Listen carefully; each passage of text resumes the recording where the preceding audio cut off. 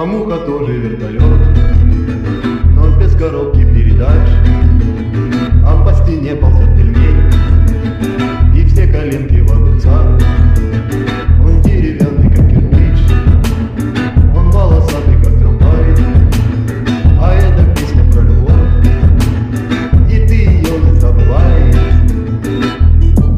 Он такой же зеленый, как и корни старого клена, такой же прозрачный, как Миринда или Кока-Кола, или как железобетонная стена твоего дома, огромный, как диагональ твоего монитора, такой же тихий, как и стоны ночных занятий влюбленных, такой же здоровый, как и дед, пьющий водку паленую, такой же веселый, как и ноты ре минора, такой же вкусный, как и пища в школьной столовой, такой же опасный, как и муха, лучше не трогай, ведь муха тоже вертолет, железная строго, и даже непонятно, что сейчас пельмешка мутит, а о том, что эта песня про любовь, забывать не будем. Но без коробки передач, а по стене ползет пельмень, и все коленки в огурцах. Он деревянный, как кирпич, он волосатый, как трамвай.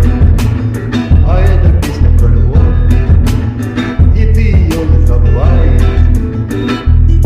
По деревянной стене из кирпича ползет пельмешка, вареник и макаронинка тоже не стали мешкать, а просто вежливо позвали Кириешку, и дабы не быть поверженными, стали догонять пельмешку. Пока я отмывал коленки от огурцов, забыл, что эта песня про высокое чувство любовь.